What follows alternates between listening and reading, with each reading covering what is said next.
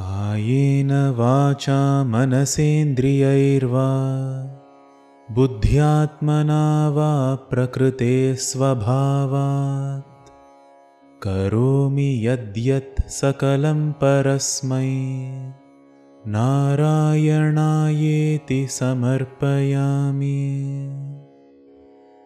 With my body, my speech, my mind or my sense organs, through my intellect, my sense of self or my natural tendencies, whatever actions I perform, all of it is towards the Supreme Being.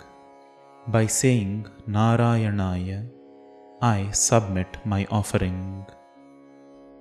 Om Namo Narayanaya. Jatasya dhruvakula eva tungakirtehe angasya vyajani sutah savena nama yaddosha vyathitamati sarajavaryaha tvatpade nihitamana vanangato bhut.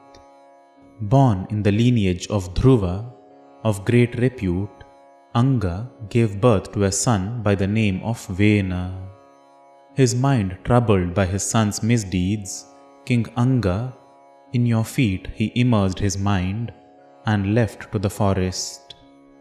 Papopi kshititalapalanaaya Venaha Pauradyai rupanihitah kathora viryaha Sarvebhyo nijabalameva samprashansan Bhuchakre tavaya jananyayanyarautsit. Despite being evil, in order to rule the kingdom, Vena was appointed as the king, despite being of cruel power.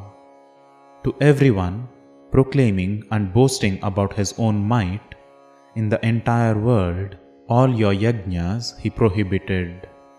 Samprapte hitakathanaya tapasaughe mattonyo bhuvanapatirna kaschaneti tvanninda vachana paro munishvaraistaihi shapagnau shalabhadashamanayi venaha. When groups of sages approached him for wise counsel, apart from me there is no other ruler of this world. Thus, using words of insult aimed at you, by the sages' fiery curses, Vena was turned into a mere grasshopper. Tannashat khalajanabirukair munindraihi Tanmatra chiraparirakshite tadange Tyaktaghe parimathita dathorudandad Durdande parimathite tvamavirasi. With his downfall, as the sages were afraid of an evil uprising, the body which was safeguarded by his mother, which was devoid of its sins now, as it kept rubbing its thighs together, when it rubbed its hands as if in prayer, you manifested yourself. Vikhyata Prithuriti tapasopadishtaihi Sutadyaiv parinuta bhavi bhuri viryaha Venartya kabalita sampadan dharitrin Akrantan nijadhanusha samamakarshi. Renowned by the name of Prithu, as advised by the sages, as the minstrels and others praised your mighty potential, Earth, who was stripped of all her riches due to Vena's torture, you struck her with your bow and enriched her once more. Bhuyastan nijakula mukhya vatsayuktyaih Devadyai samuchita charubhajaneshu Annadinyabhilashitani yani tani Svachandam surabhitanu maduduhastvam. Once again, by making the leaders of all the groups into calves, like devas and others, in appropriate beautiful vessels, food and other objects whichever were desired, you yourself, making the earth into a celestial cow, started milking it.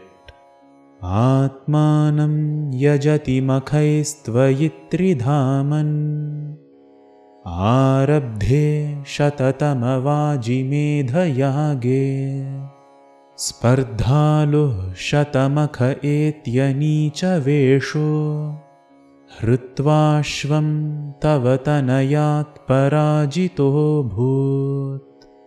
As Prithu, as you were performing yajnas for your own self, O Lord of the three worlds, when you started the 100th Ashwamedha Yajna, to counter you, Indra, the one of 100 yajnas, came in the form of a barbarian and stole your horse, but was defeated by your son.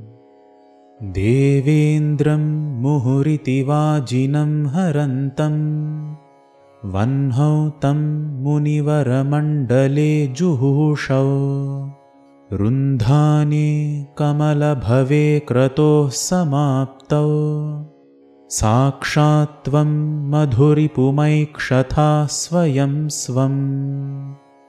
As Devendra was once again stealing the horse, as you caught him and were about to throw him into the fire of the yajna in the middle of the sages, as Brahma stopped you, and as the yajna was completed successfully, you, as King Prithu, witnessed yourself as the vanquisher of Madhu.